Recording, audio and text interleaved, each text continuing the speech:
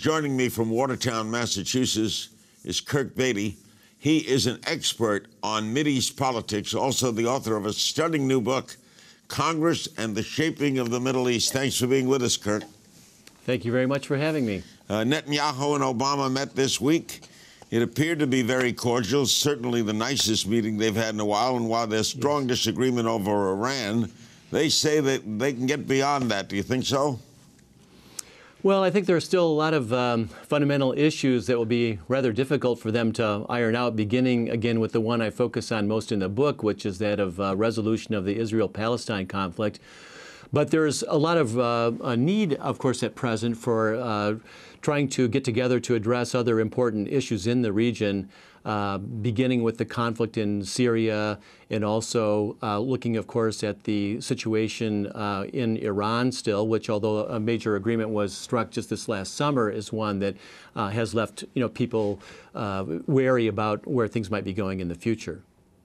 President Clinton told me that of all the conflicts in the world that he had to deal with, this was the most troublesome, the one that puzzled him the most. He thought he had to deal with Arafat once and nothing happened, and he didn't see a solution coming for a long while. What do you think of that?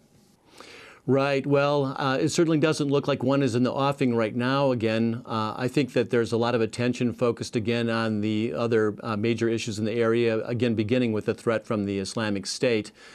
This is preoccupying people not only in the region and here, but of course people in so many parts of Europe as well. And once you have distractions of that magnitude and issues of that magnitude, then I think it makes it extremely difficult for people to get the parties together to focus on how to resolve something that has proven to be so intractable over such a great length of time. I would argue, though, that I think it still is important for people to try to keep their eyes on the Israel-Palestine issue and Arab-Israeli relations, more broadly speaking, as well, just because that serves as an important backdrop to what is fueling difficulties with other states in the area, and also with perceptions of the U.S. role around the world, basically. Netanyahu made it sound simple. He'll recognize a two-state policy if they'll just say Israel exists and they will coexist with them and recognize the borders and live with it. Why is that so hard? Well, I think it's difficult because perhaps he's trying to take a bit too simplistic of an approach to it in terms of at least the way he's presenting it to the general public. I think that it's unlikely that we'll see real progress unless the issue, for example, of settlement growth and expansion, which when he was speaking to the Center for American Progress the other day, said people should look at more closely because he really didn't see anything important in the way of expansion of Israeli settlement activity on the West Bank, when I think that a lot of other people that are paying careful attention to this see something quite different happening on the ground. And so I'm again pessimistic, I guess, in terms of where things are going right now. Basically, you've had also major actors like President Obama himself not foreseeing any successful resolution of the conflict for the rest of his stay in power, and that doesn't bode well for where then things are going in the next year or so, at least. Your book is titled Congress and the Shaping of the Middle East. You certainly know the territory. Yes. Putting it bluntly, does Israel own the American Congress? Well, own it, I think, is too strong. But certainly it has established an extremely powerful presence there, which I try to demonstrate in the book is manifested in a number of different ways.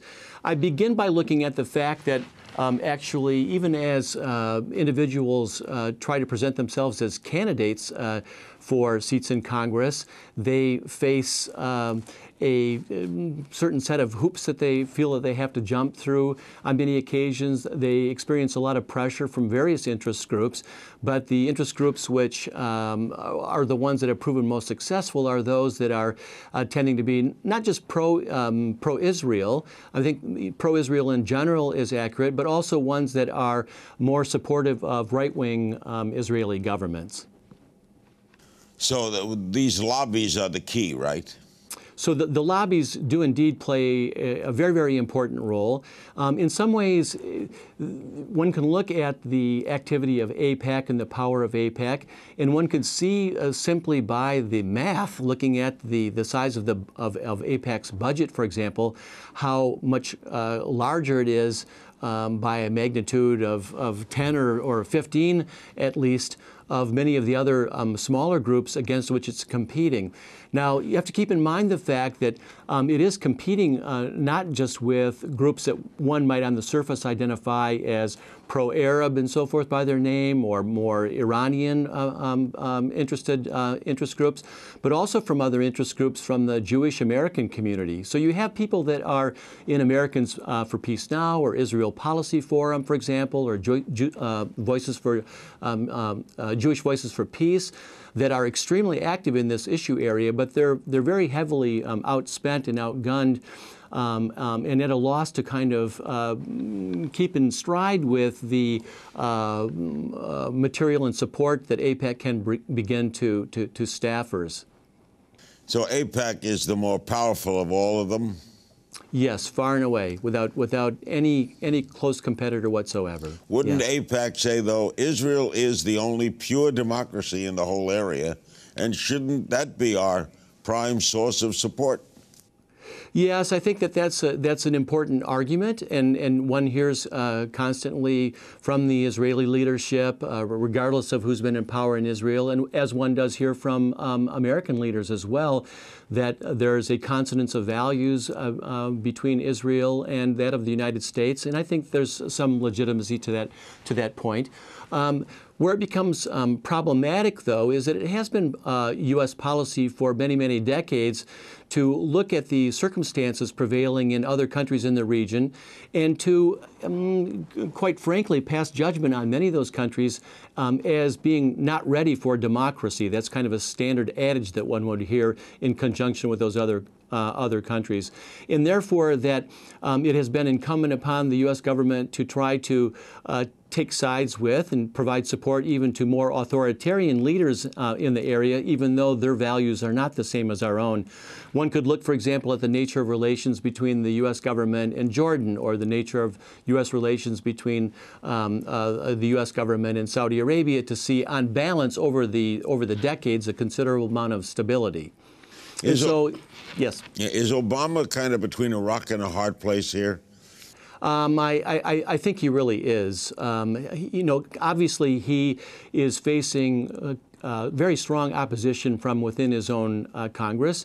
I think that people can look at what happened earlier in this calendar year over the Iran issue, and people who are desirous of seeing some wiggle room left for the president, or some ability to make certain strides and to impose, to see his own policies come out ahead of those being recommended by other organizations like that of AIPAC. They can take some solace in the victory that was registered over the Iran issue.